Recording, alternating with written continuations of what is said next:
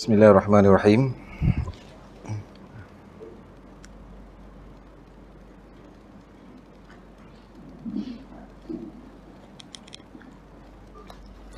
Bismillahirrahmanirrahim. Assalamualaikum warahmatullahi wabarakatuh. Kita mulakan kuliah kita pada malam ini dengan baca Al-Quran Al-Fatihah. A'udzubillahi minasyaitonirrajim. Bismillahirrahmanirrahim. Alhamdulillahi rabbil alamin. Ar-Rahmanir Rahim. Maliki yaumiddin. إياك نعبد وإياك نستعين اهدنا الصراط المستقيم صراط الذين أنعمت عليهم غير المغضوب عليهم ولا الضالين آمين. الحمد لله رب العالمين وبه نستعين والصلاة والسلام على رسول الله وعلى آله وصحبه أجمعين. Rabbi shrah li sadri wa yassir li amri wahlul 'uqdatam min lisani yafqahu qawli. Amma ba'du. Qala Allah Ta'ala fi kitabil aziz ba'da a'udzu billahi minasy syaithanir rajim. Ya ayyuhalladzina amanu taqullaha haqqa tuqatih wa la tamutunna illa wa antum muslimun. Wahai orang yang beriman, bertakwalah kepada Allah dengan sebenar-benar takwa dan janganlah sekali-kali kamu mati melainkan dalam keadaan beragama Islam. وقال الله تعالى أيضا بعد أعوذ بالله من الشيطان الرجيم يا أيها الذين آمنوا اتقوا الله وقولوا قولا سديدا يصلح لكم أعمالكم ويغفر لكم ذنوبكم ومن يطع الله ورسوله فقد فاز فوزا عظيما. Wahai orang-orang yang beriman, bertakwalah kepada Allah dan berkatalah dengan perkataan yang benar, dengan perkataan yang baik. Nescaya Allah akan mengelokkan amalan kamu dan akan mengampunkan dosa-dosa kamu. Barang sesiapa yang mentaati Allah dan Rasul, maka sesungguhnya dia mendapat kemenangan yang besar. Sadaqallahul azim. Yang saya hormati Ustaz Ghani, tuan imam kita, seluruh ibu puasa masjid, tuan-tuan, puan-puan, muslimin muslimat, ibu ayah yang dirahmati Allah sekalian. Seperti biasa, pertamanya mari sama-sama kita memanjatkan setinggi-tinggi syukur kepada Allah Subhanahu wa taala atas izin dan inayahnya, taufik dan hidayahnya. Kita pada malam ini sama-sama dapat berada di dalam majlis ilmu pada malam ini insya-Allah. Sementara nanti masuknya waktu Isyak, mudah-mudahan kita berada dalam majlis ini kita mendapat kemuliaan-kemuliaan bagi orang-orang yang berada, orang yang duduk dalam majlis ilmu.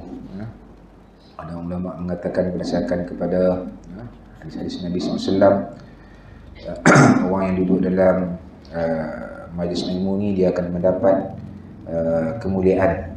Orang yang menuntut, orang yang belajar ilmu agama ni dia akan mendapat kemuliaan. Selain daripada itu, antara kelebihan kita duduk dalam majlis ilmu juga, kelebihan kita duduk dalam mana-mana majlis ilmu, insya-Allah selama mana kita berada dalam majlis tersebut, kita ni tertahan daripada kita melakukan perkara-perkara yang mendatangkan dosa ataupun perkara-perkara maksiat kepada Allah Subhanahu wa taala. Kita tertahan diri kita daripada melakukan perkara-perkara yang maksiat, yang sia-sia, insya-Allah. Selain daripada itu, antara kelebihan kita duduk dalam majlis ilmu juga, seperti mana yang kita juga sedia maklum bahawasanya Allah Subhanahu wa taala akan menurunkan rahmat kepada orang yang belajar. Kita duduk bersama dengan para alim ulama, para ilmuwan, tak kiralah mana-mana majlis, insya-Allah di sana Allah Subhanahu wa taala akan turunkan rahmat kepada mereka. Selain daripada itu, kelebihan lain apabila kita duduk dalam majlis ilmu ini, seperti mana yang juga kita sedia maklum, seperti mana para asatizah kita, ustaz kita menyebut, di mana Allah Subhanahu wa taala akan memerintahkan para malaikat menaungi kita sepanjang mana kita berada dalam majlis ilmu. Maknanya selagi mana kalau semakin kerap kita berada dalam majlis ilmu, maka semakin keraplah selalulah para malaikat akan menaungi kita. Malaikat malaikat rahmat akan menaungi kita. Jadi mudah-mudahan itu sebahagian kelebihan-kelebihan orang yang berada dalam majlis ilmu. Walaupun dia duduk dalam majlis ilmu pun dia tak faham apa pun, dia tak ingat apa pun, tetap juga ada kelebihan bagi mereka. Sebab itu beruntung orang yang diizinkan oleh Allah. Kita sampai ke masjid ini sebenarnya atas izin Allah Subhanahu Wa Taala. Walaupun kita nak, tapi kalau Allah tak izin, tak sampai. Kita nak datang, tapi Allah tak izinkan, tak sampai. Jadi kehadiran kita pada malam ini semuanya adalah atas izin dan perkenan daripada Allah Subhanahu Wa Taala. Jadi sewajarnya kita melafazkan rasa syukur kita kepada Allah Subhanahu Wa Taala. InsyaAllah mudah-mudahan kita duduk dalam majlis ilmu, majlis yang penuh rahmat. Baik, tuan-tuan dan puan-puan, ibu yang dirahmati Allah sekalian.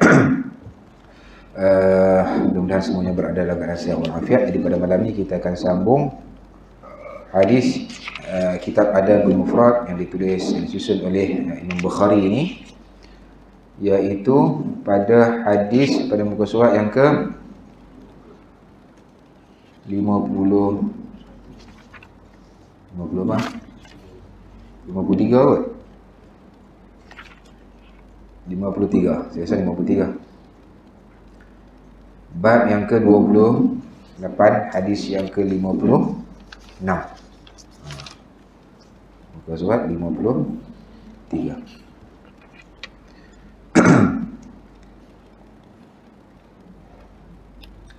Banyak hadis ni, ini baru jilid 1.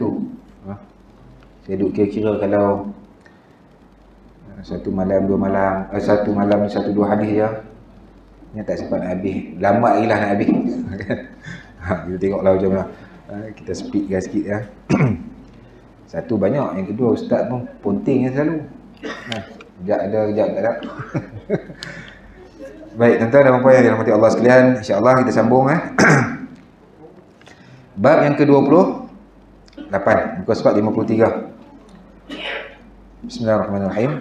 Bab silaturrahim tazidu fil umri.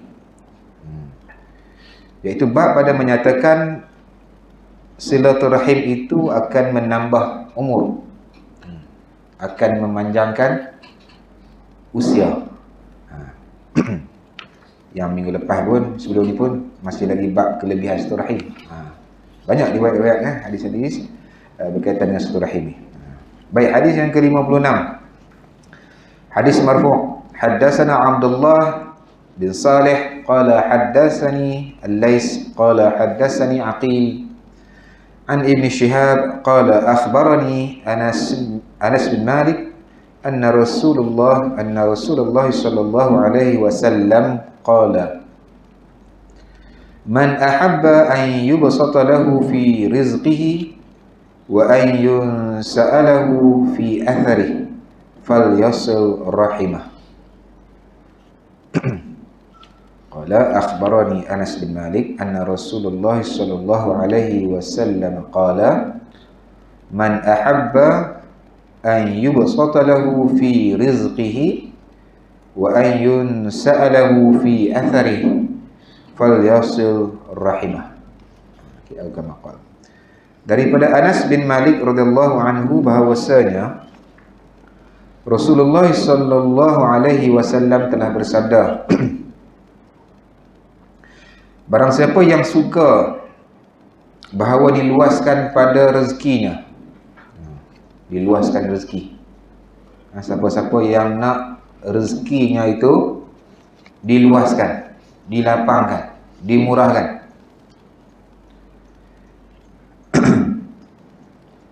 Wa ayyun sa'alahu fi atharihi, dan dipanjangkan usianya, dipanjangkan umurnya. Fal yasil rahimah, kata Nabi, maka hendaklah dia menyambung silaturahim. Jadi usia kita panjang pendek ni rupanya kata Nabi dia ada kaitan juga dengan hubungan menjaga hubungan silaturahim. Usia kita, umur kita, ini yang kita tak boleh kawal, kita tak boleh kontrol, sebab kita pun tak tahu bila akhirnya umur kita? Bila akhirnya, bila sampai ajal kita? Kan? Panjang ke, pendek ke?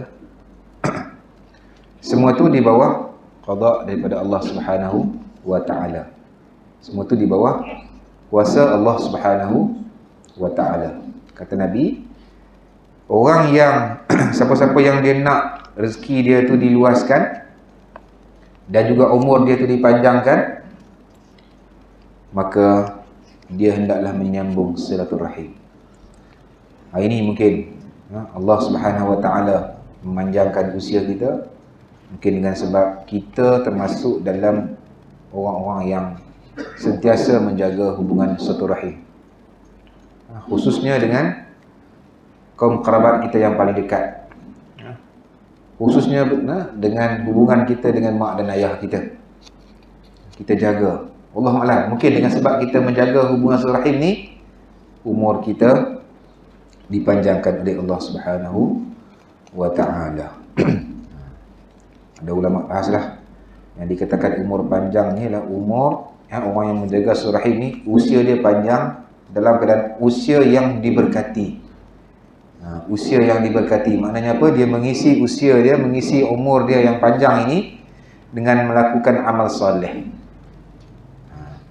Ni sebab ada orang dia umur panjang kan, tapi dia tidak, apa nama kita kata, banyak buat benda-benda maksiat. Ni kita nak umur yang panjang, kita maksud umur yang panjang dan juga kita melakukan, kita buat amal soleh. Maknanya usia kita yang panjang ni adalah usia yang diberkati oleh Allah Subhanahu wa taala. Itu usia. Yang kedua, yang pertama nak sebut tadi, diluaskan rezeki. Rezeki. Kita tengok hari ni mungkin murah rezeki kita. Rezeki ni banyak kan, seperti mana yang kita sedia maklum, rezeki ni luas bukan harta benda saja, bukan wang ringgit saja. Kesihatan yang baik juga rezeki. Hari ni kita sihat kan, kita tengok kawan-kawan kita yang seusia dengan kita mungkin atas kursi roda, mungkin dah terlantar di hospital, tapi kita Allah Subhanahu wa taala bagi kesihatan yang baik. Itu rezeki. Mungkin dengan sebab kita orang yang menjaga hubungan silaturahim, Allah rezekikan kita kesihatan yang baik. Selain daripada kesihatan yang baik, rezeki juga apabila kita mendapat ketenangan dalam hidup. Hati kita tenang juga rezeki. Mungkin ketenangan yang kita dapat pada hari ini hasil daripada Allah melihat kita ni termasuk dalam orang yang menjaga hubungan silaturahim. Hubungan kita dengan mak ayah kita okey, hubungan kita dengan adik-beradik kita okey, hubungan kita dengan kaum kerabat kita okey, sepupu sepapat kita okey. Atas sebab itu mungkin wallahualam Allah Subhanahu wa taala nak bagi rezeki kepada kita ni dengan pelbagai cara, pelbagai jalan. Tak sama, kadang tak sama. Ada orang Allah bagi duit banyak tapi kesihatan kurang. Ada orang Allah bagi duit tak berapa banyak tapi kesihatan dia okey. Maknanya dia tak perlu menggunakan duit dia yang banyak tu untuk beli ubat sebagai contoh, kan? Itu semua rezeki. Rezeki juga apa? Kita dapat anak-anak yang baik, anak-anak yang soleh dan juga solehah juga rezeki. Mungkin sebab kita ni orang yang menjaga hubungan silaturahim, Allah rezekikan kita, Allah luaskan, Allah permudahkan rezeki kita dalam kita mendapat anak-anak yang soleh, anak-anak yang mendengar kata yang ambil berat tentang kita. Rezeki juga apabila kita mendapat sahabat-sahabat ataupun kawan-kawan kita yang baik-baik, itu juga rezeki. Itu juga rezeki, nikmat. Nikmat kan. Kalau masih ingat kan, ada ulama membahagikan nikmat ini bagi kepada tiga. Yang pertama disebut sebagai nikmatul ijad, nikmat kewujudan kita. Kita diciptakan oleh Allah Subhanahu wa taala ni merupakan satu nikmat. Kemudian Allah tidak berhenti kepada ijad sahaja. Nikmat yang kedua ulama sebut nikmatul imdad. Nikmatul imdad ni adalah nikmat pelengkap kepada nikmat kewujudan kita. Antara contoh nikmatul imdad ialah kita ada kawan-kawan yang baik. Kalau kita duduk seorang-seorang tak ada kawan-kawan yang baik pun tak seronok juga kan. Jadi itu nikmat. Itu semua adalah rezeki. Hari ini kita dapat kawan-kawan yang baik, kesihatan yang baik, anak-anak yang soleh dan sebagainya kan, hati kita pun tenang dan sebagainya, mungkin dengan sebab apa? Kita menjaga hubungan silaturahim. Tapi andai kata pada hari ini rezeki kita ni sempit, rezeki kita ni tak luas, Allah Subhanahu wa taala tidak melapangkan rezeki kita, kita sama-sama muhasabah. Saya yang cakap ni pun sama-sama muhasabah. Mungkin saya ataupun kita ada masalah dari segi hubungan silaturahim, ada masalah. Kita tengoklah, mungkin wallahu alam, kita tahu, kita lihat diri kita sendiri kan, kita ni macam mana kan. Asyik tak cukup je, duit ada banyak tapi tak cukup kan. Kejap-kejap sakit, mungkin ada kemungkinan kita ada masalah, Allah tak lapangkan, Allah tak luaskan rezeki kita sebab kita tidak menjaga, kita memutuskan hubungan silaturahim.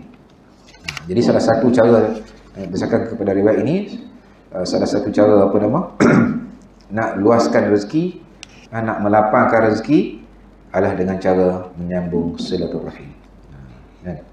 Dia nak luaskan rezeki ni banyaklah kan. Antaranya kita bertakwa kepada Allah, itu Allah akan luaskan rezeki kita kan. Wa may yattaqillaha yaj'al lahu makhraja wa yarzuqhu min haitsu la yahtasib kan. Yang kita biasa baca tu. Kemudian apa lagi? Allah Subhanahu wa taala nak meluaskan rezeki kita ni. Antaranya kita diminta untuk sentiasa ataupun melazimi memohon keampunan kepada Allah Subhanahu wa taala. Astaghfirullahalazim tu, itu juga ada satu riwayat, saya tak ingatlah sudah apa. Antara orang kata punca-punca yang boleh menyebabkan rezeki kita ni jadi luas, melazimi istighfar, astagfirullahalazim kan. Itu juga antara. Selain daripada tu apa lagi nak luaskan rezeki ni, selain dari silaturahim tu, untuk kita ingat ni, memperbanyakkan sedekah. Perbanyakkan sedekah juga adalah salah satu cara untuk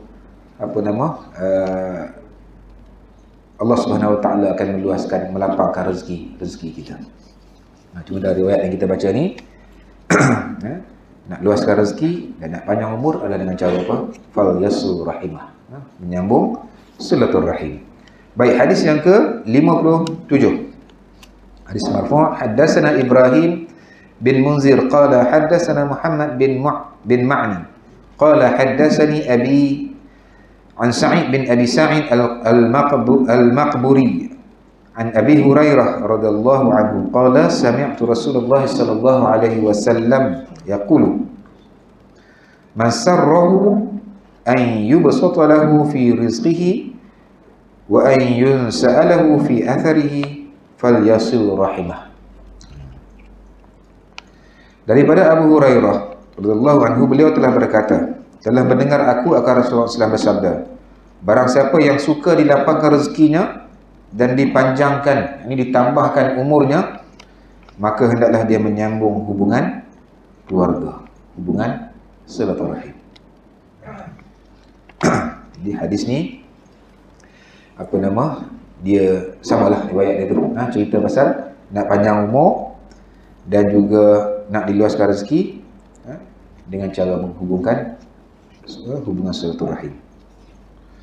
Kita ni ada tak orang yang dia minta doa pendek umur? Ada? Ada pendek umur tak kan? Kita sentiasa minta doa supaya usia kita dipanjangkan oleh Allah Subhanahu wa taala. Tak ada orang minta pendek umur. Semua orang minta, ya Allah ya Tuhanku, panjangkanlah usiaku untuk aku beribadat, untuk aku macam-macam. Kita minta panjang umur. Tak ada orang yang minta nak mati, tak ada. Jadi salah satu caranya adalah dengan cara menghubungkan silaturahim. Mafhum mukhalafah daripada hadis ini, riwayat yang kita baca dua hari ni, maknanya apa? Kalau kata Nabi, orang yang nak panjang umur, nak diluaskan rezeki dengan cara menghubungkan hubungan silaturahim.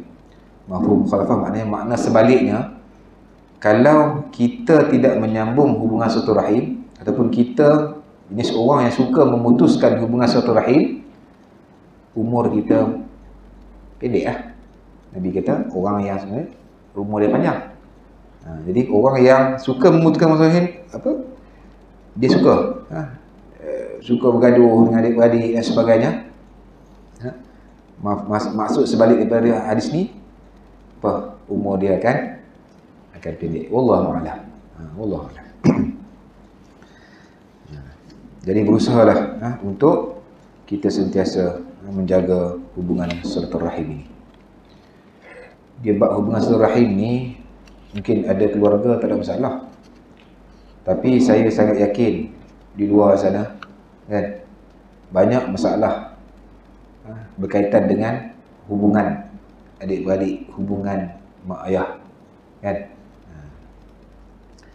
Mana yang telah putus, hubungan seorang itu putus. Mudah-mudahan kita tidak termasuk itu. Baik, bab yang ke-29. Muka surat 54.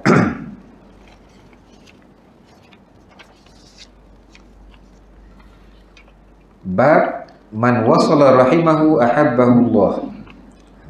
Bab man wasala rahimahu ahabbahu Allah.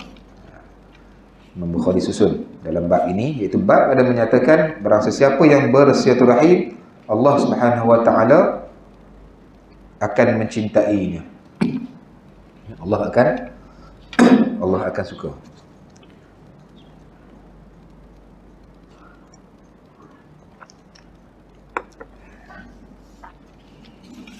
Baik. Kita tengok hadis yang ke-57 di bawah bab yang ke-29. Hadis ini hadis mauquf, ini terhenti kepada sahabat. Haddatsana Muhammad bin Katsir qala akhbarana Sufyan an Abi Ishaq an Maghra an Ibnu Umar radhiyallahu anhu qala man ittaqa rabbahu wa wasala rahimahu nussi'a fi ajalihi wasara maluhu wa ahabbahu ahluhu. Ibnu Umar radhiyallahu anhu qala man ittaqa rabbahu wa wasala rahimahu nussi'a fi ajalihi wa wasara maluhu wa ahabbahu ahluhu, kama qala. Daripada Ibnu Umar radhiyallahu anhu, beliau telah berkata, barang siapa yang bertakwa kepada Tuhannya, barang siapa yang bertakwa kepada Allah, kepada Tuhannya, dan menyambung silaturahim, akan dipanjangkan umurnya, dibanyakkan hartanya, dan dicintai oleh ahli keluarganya. Di sini kita apa? Siapa-siapa yang bertakwa kepada Allah, bertakwa kepada Allah. Kita semua sedia maklum takwa kan? Takwa. Banyak definisi maksud takwa ini. Kalau menurut Imam Nawawi, takwa itu iaitu mentaati Allah Subhanahu wa taala dan menjauhi larangannya. Begitu juga dengan Ibn Abbas yang dimaksud, kata takwa itu iaitu kita melakukan amal ma'ruf dan meninggalkan melakukan amal ma'ruf dan juga meninggalkan perkara-perkara mungkar. Takwa. Jadi siapa-siapa yang bertakwa kepada Allah dan menyambung silaturahim, usianya, umurnya akan dipanjang oleh Allah Subhanahu wa taala. Sebab tu pesanan takwa ni kita pun sedia maklum kan. Dalam khutbah Jumaat sebagai contoh, kalau khatib terlupa nak pesan takwa kepada Allah, batal khutbah tu. Tu saat ni wajib antara rukun khutbah tu adalah berpesan kepada takwa kepada Allah. Ittaqullah usikum wa iyaya bittaqwallah faqad fazal muttaqun. Kan? Itu wajib tu. Kadang-kadang kita ni selalu setiap minggu kita dengar khutbah ni, kita boleh hafal secara tak langsung, tanpa usaha nak hafal. Sebab apa? Sebab kita selalu dengar khatib kan? Ya ayyuhallazina amanu ittaqullah. Bertakwalah kepada Allah.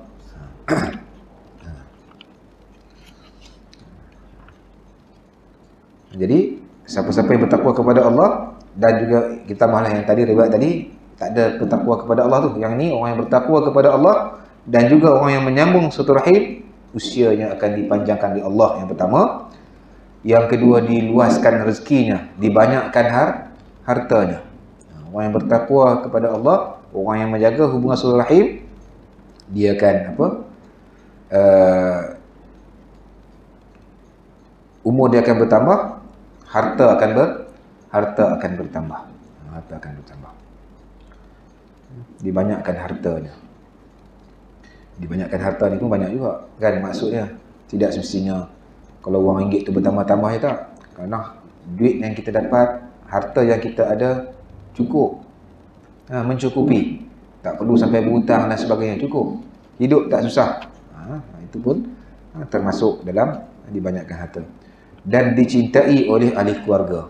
Maknanya ahli keluarga kita suka. Sebab tu fitrahnya kan orang yang menjaga hubungan silaturahim sesama adik-beradik kaum kerabat ini, fitrahnya akan saling cinta mencintai, akan saling suka, akan saling kasih mengasihi. Kalau kita sayang kakak kita mesti akan sayang kita. Kalau kita jaga hubungan kita dengan adik kita, mesti adik kita pun akan jaga hubungan dengan kita. Itu fitrahnya. Kalau berlaku sebaliknya, itu adalah ujian. Mungkin adalah sebab-sebab tentu Allah nak bagi sabar, ujian sabar dan sebagainya itu. Tapi fitrahnya, kalau kita bagi kebaikan, kita akan dapat kebaikan. Kalau kita bagi, kita nak menyambung hubungan silaturahim, pasti kita akan dapat sambungan. Tapi kalau kita bagi, kita ambil gunting, kita nak putuskan, kita ambil pisau, kita nak putuskan, pasti kita akan dapat putus jugalah. Itu sebenarnya. Jadi kalau bersama riwayat ni, takwa. Maksudnya Ibnu Umar sebut takwa. Banyak definisi takwa. Kalau tuan-tuan buka itu yang ditulis oleh Dr. Zulkifli Al-Bakri, Dr. Zul. Banyak. Saya ada juga, saya petik-petik sikit kan. Banyak definisi takwa. Kalau kata Sayyidina Ali yang kita sebut, takwa tu apa?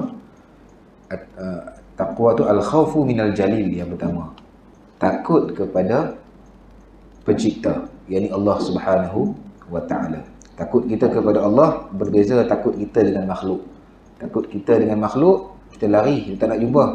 Tapi kalau kita takut kita kepada Allah Subhanahu wa ta'ala, seperti mana para asatizah kita sebut, lagi takut, lagi dekat dengan Allah Subhanahu wa ta'ala. Kita takut azab Allah, kan? Allah janji begini-begini, kalau buat begini-begini. Lagi takut kita, lagi dekat kita dengan Allah Subhanahu wa ta'ala. Itu yang pertama kata Sayyidina Ali, al-khawfu minal jalil. Yang kedua, takwa disebut oleh Sayyidina Ali, wal amalu bitanzil. Kita beramal dengan apa yang diturunkan. Yang ni apa? Al-Quranul Karim. Apa sahaja yang diturunkan, wahyu. Kita beramal. Apa saja yang diperintahkan Allah Subhanahu wa ta'ala dalam Al-Quranul Karim, kita beramal. Wal amalu bitanzil. Itu tanda kita bertakwa kepada Allah Subhanahu wa ta'ala. Yang ketiga, takwa kata Sayyidina Ali, Sayyidina Muhammad, qana'ah bil qalil. Rasa cukup. Rasa cukup walaupun sedikit. Jadi kalau kita dapat sedikit, kita rasa tak cukup je. Kalau menurut definisi Sayyidina Ali, itu kita tidak termasuk dalam orang bertakwa tu. Orang yang bertakwa sedikit tapi dia rasa cukup. Dan yang keempat, takwa Sayyidina Ali kita apa? Isti'dad liyaumir rahim. Buat persediaan untuk hari kemudian, untuk hari kematian. Ada empat perkara disebut oleh Sayyidina Ali. Kalau kita lihat kepada empat-empat ini, kita ni cukup tak cukup syarat ni? InsyaAllah kan, kita mudah-mudahan kita semua ni termasuk dalam al-khawfu minal jalil, orang yang takut kepada Allah Subhanahu wa ta'ala. Kemudian yang kedua, Mudah-mudahan kita semua yang ada di rumah Allah ni termasuk dalam yang kedua ni, iaitu wal amalu bitazil, orang yang beramal dengan apa yang diperintahkan oleh Allah Subhanahu wa taala, beramal apa yang diturunkan. Yang ketiga, orang yang sentiasa bersyukur, rasa cukup walaupun kita dapat benda tu sikit dan sebagainya. Dan yang keempat, iaitu orang yang membuat persediaan untuk menghadapi hari kemudian, hari akhirat. InsyaAllah pada malam ni kita duduk rumah Allah ni persediaan kita lah. Orang yang bersedia untuk menghadapi hari kemudian. Kalau malam ni Allah Subhanahu wa taala cabut nyawa kita sekarang sedang berada dalam, kita telah bersedia. Ini kita duduk ni, kita telah bersedia. Baik.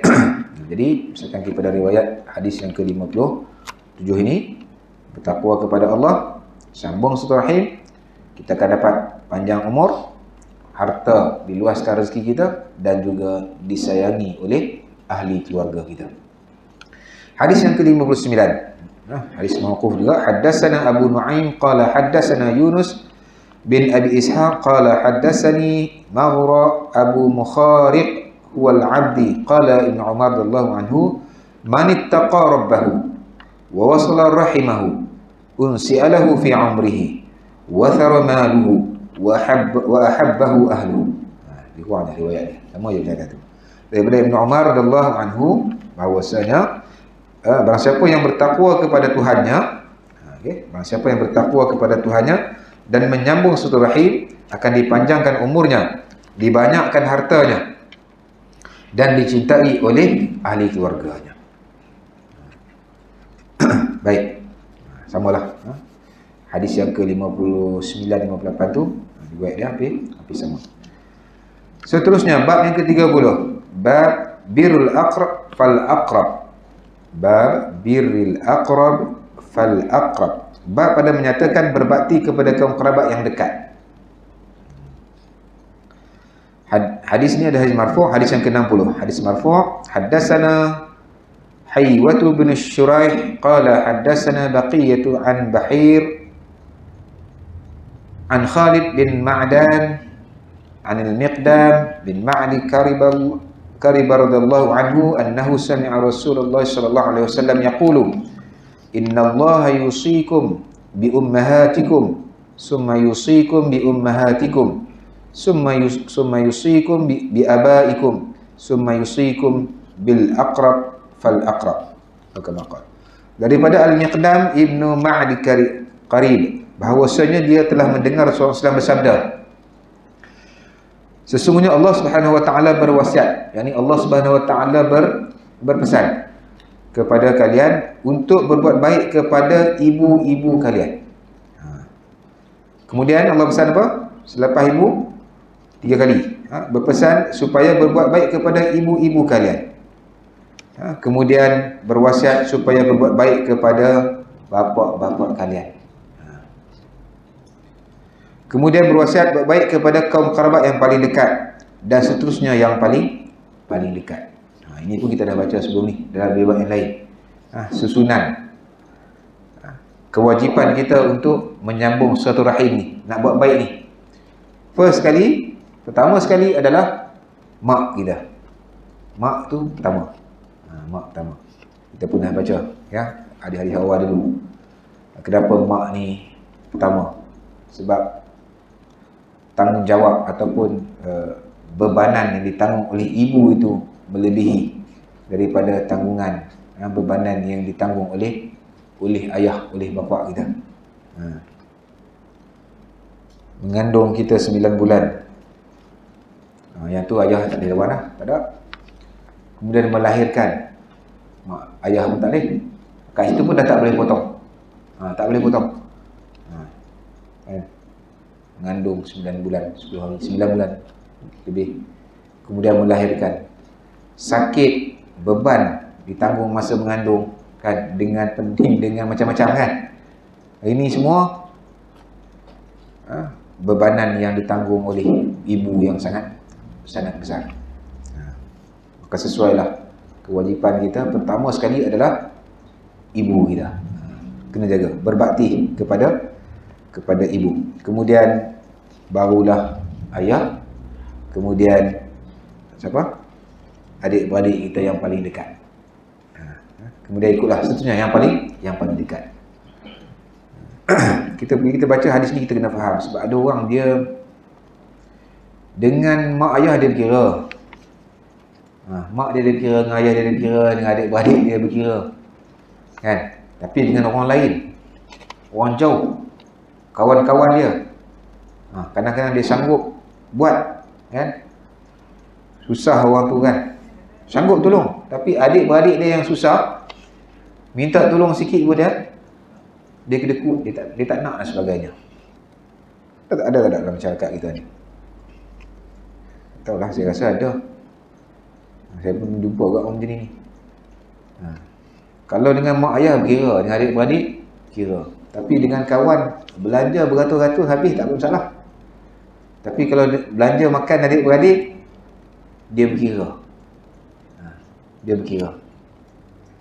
Anak saudara dia nak sambung belajar, yuran tak cukup, kan? Minta dengan dia, kan? Macam-macam alasan, ini tak boleh, ini tak boleh. Tapi kalau kawan-kawan dia minta tolong, laju. Ini tak kena lah ni, tak kena. Kalau saya bilang hadis ni, kewajipan kita untuk berbakti ni, ini susunan dia, mak ayah kita, kemudian adik-beradik kita, kakak kita, abang kita, dan juga kaum kerabat kita, sepupu-sepupu sahabat kita yang dekat. Itu yang lebih utama. Jadi kita baca ni, kita kena faham, kita tengok, kan? Bukan kalau tak boleh kita tolong orang yang jauh, boleh. Cuma kena pastikan orang yang dekat dengan kita ni, kita tolong dulu, kita bantu dulu, kita buat baik dulu, kita berbakti dulu. Baik, hadis yang ke-61. Haddatsana Musa bin Ismail qala haddatsana Khazraj bin Utsman Abu al-Khattab As-Sa'di qala akhbarana Abu Ayyub Sulaiman maula Utsman bin Affan qala ja'ana Abu Hurairah ashiyata al-khamis lailatul jum'ah faqala uharriju ala kulli qati' rahim lamma qama min 'indina falam yaqum ahadun hatta qala salasan fa'ata fatan ammatan lahu qad saramaha munzu sanatain فدخل عليها فقالت له يا ابن أخي ما جاء بك قال سمعت أبا هريرة يقول كذا وكذا قالت ارجع إليه فسله لما قال ذاك قال سمعت النبي صلى الله عليه وسلم يقول إن أعمال بني آدم تعرض على الله تبارك وتعالى عشية كل خميس ليلة الجمعة فقال يقبل عمل قاطع رحمه. Daripada Abu Ayyub Sulaiman Maula Utsman bin Affan radhiyallahu anhu, dia telah berkata, telah datang kepada kami Abu Hurairah radhiyallahu anhu pada Khamis malam, ini waktu Isya, dan juga pada malam Jumaat. Lalu berkata, Abu Hurairah berkata, aku akan menyempitkan, ini menyusahkan ke atas setiap yang memutuskan hubungan keluarga supaya ia bangun beredar daripada sisi kami. Abu Hurairah datang pada waktu malam dalam satu majlis. Abu Hurairah kata apa? Aku akan memutuskan hubungan keluarga supaya ia bangun beredar. Maksudnya apa? Siapa-siapa yang ada dalam majlis ini yang dia telah memutuskan hubungan silaturahim. Ni ramai-ramai ni. Ni kelebihan karamah yang ada pada Abu Hurairah. Dia tahu dalam majlis ni ada orang yang memutuskan hubungan silaturahim dengan kaum kerabat dia. Dia kata apa? Siapa-siapa yang ada dalam ni, sila keluar ataupun bangun, keluar daripada majlis-majlis ni. Maka tidak berdiri seorang pun sehinggalah beliau berkata sebanyak 3 kali. Abu Hurairah ulang, siapa-siapa yang memutuskan hubungan silaturahim yang ada pada dalam majlis ni, sila keluar daripada majlis ni. 3 kali. Bila lepas 3 kali, lalu seorang pemuda, seorang lelaki, dia keluar dari majlis tu. Dia keluar, kemudian dia pergi mana? Dia pergi berjumpa dengan ibu saudaranya yang telah dia memutuskan hubungan dengannya sejak 2 tahun. Dia sebenarnya 2 tahun dah putuskan hubungan dengan mak saudara dia. Kemudian dia memasuki rumah ibu saudaranya. Maka berkata ibu saudaranya kepada dia, "Wahai anak saudaraku." Wahai anak saudaraku, apakah yang menyebabkan engkau datang ni? Dah 2 tahun ni tak datang ni. Kenapa datang ni? Bukanlah malam juga, mungkin masa-masa lain lah. Dah 2 tahun tak datang ni, apa sebab datang? Wahai anak saudaraku, apa yang menyebabkan engkau datang? Kemudian pemuda itu berkata, anak saudara kata, aku telah mendengar Abu Hurairah berkata begini. Ibu saudara pemuda tersebut berkata, kembalilah engkau kepada Abu Hurairah dan tanyalah beliau, mengapa dia berkata begitu? Kenapa Abu Hurairah suruh ni, orang yang memutuskan hubungan saudara ni keluar daripada majlis ni? Kan? Dan dia pergi jumpa mak saudara katakan, kenapa dia datang? Anak saudara dia kata, dia dengar Abu Hurairah kata begini, orang yang suruh ni, dia suruh keluar. Kemudian mak saudara kata apa? Okey, pergi jumpa Abu Hurairah balik. Tanya dia, kenapa dia kata begitu? Abu Hurairah berkata, aku telah mendengar Nabi SAW bersabda, sesungguhnya segala perbuatan anak cucu Adam akan dibentangkan kepada Allah Subhanahu Wa Taala pada malam setiap hari Khamis, malam Jumaat, dan dia tidak, yakni Allah tidak menerima akan amalan orang yang memutuskan hubungan kekeluargaan. Sahabat ni, Allah Subhanahu Wa Taala tidak menerima amalan orang yang memutuskan hubungan silaturahim. Na'udzubillah min zalik. Mudah-mudahan kita tidak termasuk dalam golongan ini. Allah tidak menerima amalan kita. Jadi kita kena jaga bab hubungan silaturahim ini. Dan hadis yang ke 62 itu, saya baca riwayat dan maksud salah daripada Ibn Umar radhiyallahu anhu, tidaklah menginfakkan seorang lelaki ke atas dirinya atau ahli keluarganya di mana dia mengharapkan ganjaran pahalanya melainkan Allah Subhanahu Wa Taala akan balasnya. Dengan mudahlah dengan tanggunganmu, maka sekiranya ada lebih, maka yakni berilah kepada kaum kerabat yang paling dekat, dan sekiranya ada lebih lagi, maka berilah kepada orang-orang yang memerlukan. Hadis ni maksud apa? Kalau kita berbakti ni nak mendapatkan ganjaran pahala Allah Subhanahu Wa Taala, bantulah kaum kerabat yang paling dekat.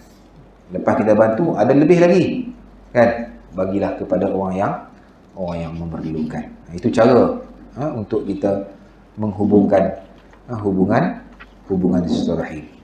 Jadi cukuplah sekadar itu dulu. InsyaAllah kita akan sambung bab yang ke-31, iaitu bab la tanzilur rahmah ala qaumin fihim qati' rahim. Bab pada menyatakan tidak turun rahmat kepada kaum yang padanya ada orang yang memutuskan hubungan silaturahim. InsyaAllah kita akan baca hadis-hadis ini dalam bab ini pada minggu depan insyaAllah. Baik, mudah-mudahan sebagai penutup pada malam ni, sama-sama kita muhasabah, kita lihat diri kita, ada tak kita ni termasuk dalam orang yang memutuskan hubungan silaturahim. Kalau ada, segera sambung, jangan tunggu. Segera sambung semula hubungan silaturahim ni. Yang baik daripada Allah, yang lemah dan kurang itu semua datang daripada kita sendiri. Mudah-mudahan apa kita kongsi pada malam ini memberi manfaat kepada kita semua insya-Allah. Auzubillahi minasyaitonirrajim. Bismillahirrahmanirrahim. Alhamdulillahirabbil alamin. Wassalatu wassalamu ala Rasulillah wa ala alihi wa sahbihi ajma'in. Allahumma ij'al jam'ana hadza jam'an marhuma wa tafarruqana min ba'dihi tafarruqan mubaraka wa ma'suma. Allahumma arinal haqqa haqqan warzuqna ittiba'ah wa arinal batila batilan warzuqna ijtinabah. Allahumma rabbana atina fid dunya hasanah wa fil akhirati hasanah wa qina azaban nar. Wa sallallahu ala sayyidina Muhammadin wa ala alihi wa sahbihi wa baraka wasallam. Walhamdulillahirabbil alamin. Wabillahi taufiq wal hidayah wal ridha wal inayah. Assalamualaikum warahmatullahi wabarakatuh. Kita tanggung tasbih kafarah dan surah Al-Asr. Bismillahirrahmanirrahim. Wal 'asri innal insana lafi khusr illa allazina amanu wa 'amilus solihati wa tawassaw bil haqqi wa tawassaw bis sabr.